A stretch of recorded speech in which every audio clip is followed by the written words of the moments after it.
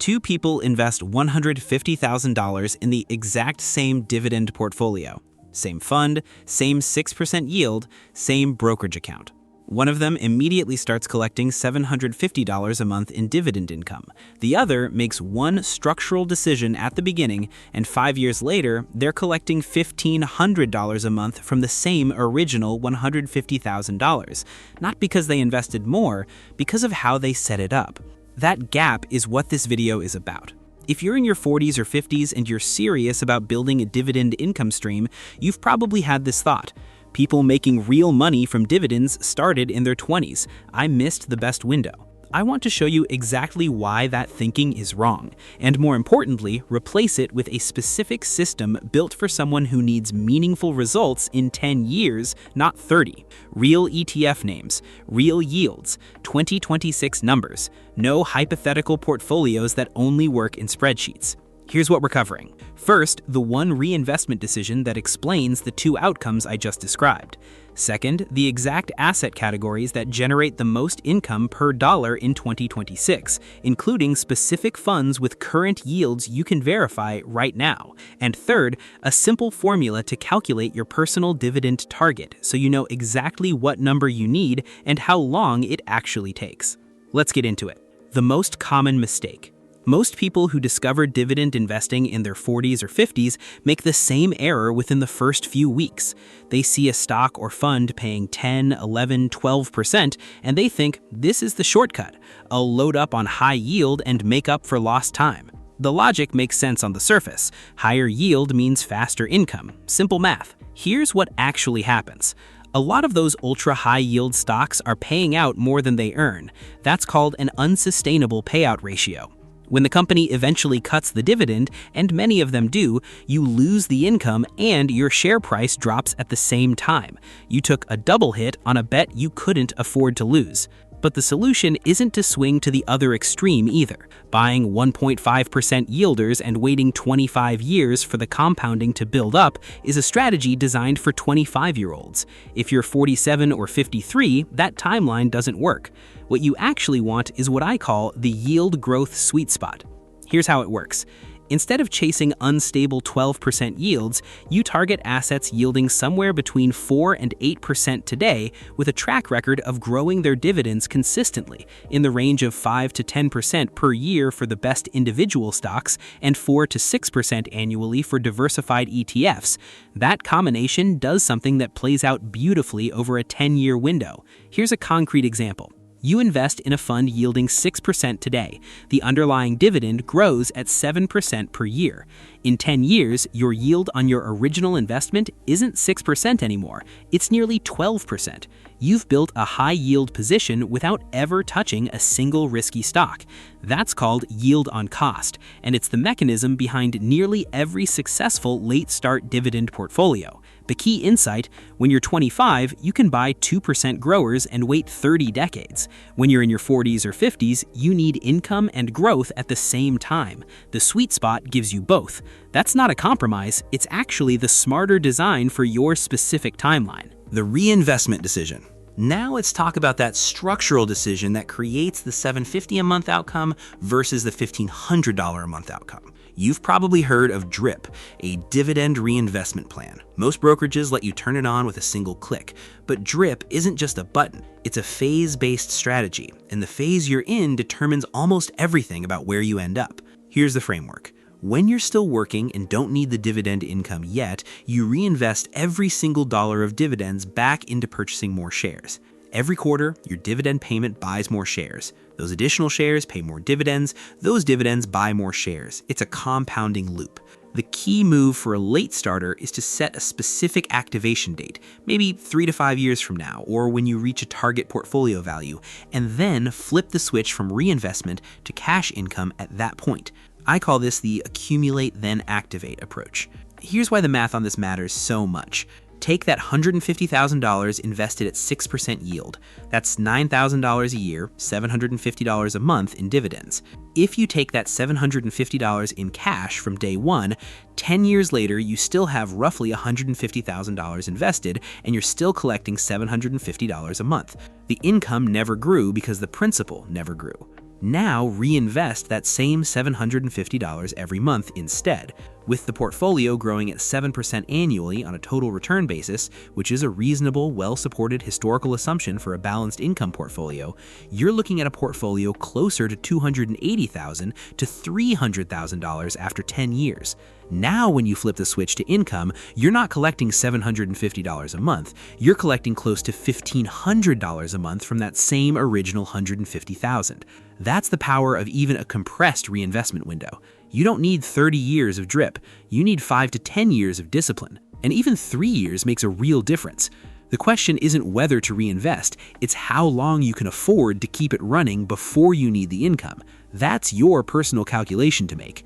But even a short accumulation phase meaningfully changes your outcome. What to actually buy in 2026? All right, this is the part most people came for. What do you actually put this strategy into if you're starting now in your 40s and 50s? 3 asset categories. Each one plays a different role. I'm going to give you real examples with real current yields, because vague strategy talk without numbers isn't useful. Category 1, dividend growth ETFs. This is your long-term engine, the foundation layer that builds income that grows faster than inflation over time. There are 2 distinct flavors here, and you need to understand both. The first flavor is quality dividend growth funds, ETFs that hold companies with long, consistent track records of raising their dividend every year. One well-known example is NOBL, the ProShares Dividend Aristocrats ETF, which holds companies that have raised their dividend for at least 25 consecutive years. As of mid-2026, NOBL yields roughly 3.8 to 4%. Another strong option in this category is SCHD, the Schwab US Dividend Equity ETF, which currently yields around 3.2%, but has grown its dividend at roughly 10 to 11% per year over the past 3 years. That dividend growth rate is exceptional, and it's why SCHD has become one of the most widely held dividend ETFs in the country. These yields look modest today, but remember the yield on cost math we ran. A 3.2% yield growing at 10% per year becomes an 8.3% yield on your original investment in 10 years. That's the engine running quietly in the background. The second flavor is higher yield income ETFs, funds that use covered call strategies to generate income on top of their holdings. These are where the yields jump significantly. JEPI, the JP Morgan Equity Premium Income ETF, currently yields around 8.25%. JEPQ, its NASDAQ-focused counterpart, yields around 10 to 10.5% right now. These are real, monthly paying funds with tens of billions under management, not obscure high-risk instruments. The trade-off with covered call funds is that they cap some of your upside in strong bull markets because you've sold options on that upside to generate the income. So they work best in sideways or moderately rising markets and can lag pure index funds in a strong bull run. That's the deal, and it's a perfectly rational deal for someone who needs income now. The right approach is a blend of both flavors. Your growth ETFs compound your income long-term. Your high-yield ETFs fund your income needs sooner. Don't go all in on 10% yield ETFs, and don't go all in on 3% growth ETFs. The combination is what makes the portfolio work in year 3 and year 15. Category 2, business development companies, or BDCs. This is where late starters often find some of the most compelling income opportunities, and where doing your homework matters most. BDCs are companies that provide financing, primarily loans, to small and mid-sized businesses. They're required to distribute at least 90% of their taxable income to shareholders to maintain their tax status, and in practice, most distribute closer to 98%. That legal structure is what drives the high yields. Well-known quality BDCs currently yield in the 8 to 11% range. Heirs Capital, the largest BDC in the market, currently yields around 10%. Hercules Capital is at roughly 10.7%. Now, I said earlier to avoid chasing ultra-high yields, so why are BDCs different? The distinction is structure. A BDC's yield is high because it's legally required to pay out nearly all of its income, not because the price has crashed. You can look at exactly what the BDC is lending to, what the default rates are, and whether the dividend is covered by net investment income. That's called the dividend coverage ratio. A quality BDC with a coverage ratio above 100%, meaning it's earning more than it's paying out, is a fundamentally different risk profile than a random stock yielding 12% because its business is struggling. One thing worth knowing for 2026 specifically, interest rate cuts this year have reduced the floating rate income that BDCs earn on their loan portfolios, and some BDCs have trimmed their dividends as a result. This isn't a reason to avoid the category, it's a reason to focus on the well-capitalized, large-cap names with strong coverage ratios, rather than chasing smaller BDCs with already thin margins. The headline risk is real. The category opportunity is also real. Do the work on coverage ratios. A 15 to 25% allocation to one or two quality BDCs can meaningfully accelerate your income timeline. It's not a gamble, it's a yield accelerator that requires specific due diligence. Category 3, individual dividend stocks across 4 sectors. If you want to own individual companies rather than funds, or want to complement your ETF holdings with specific names, there are 4 sectors that have historically produced the most reliable dividend income: utilities, consumer staples, healthcare, and financials. Utilities pay consistent dividends because people always need electricity and water, regardless of the economy. Consumer staples, food, cleaning products, personal care, see stable demand in every market cycle. Healthcare demand doesn't stop in a recession, and certain banks and insurance companies in financials have decades of uninterrupted dividend payments backed by strong regulatory oversight. These aren't exciting holdings. You won't find them in tech headlines or trending on financial Twitter. But in 2026, with rates where they are, many of these stocks are priced at genuinely attractive yields for income investors, and they have the kind of track records that let you hold through volatility without losing sleep. The goal with individual stocks isn't 20 names you half understand, it's 8 to 12 well-researched positions across these 4 sectors, enough diversification to protect you, few enough that you actually know what you own and why it belongs there. Now let's run the actual numbers, because this is where the plan either becomes real or stays theoretical. 3 scenarios, real assumptions. You can run these yourself in any online compound interest calculator. The assumptions: 6% blended yield on a diversified income portfolio, achievable with the asset mix we just covered, confirmed by multiple current sources. 7% annual total return, which reflects price appreciation plus reinvested dividends, consistent with a reasonable historical baseline for a balanced portfolio. And monthly contributions reflecting what most working adults in their peak earning years can realistically commit. Scenario 1. Starting with $50,000.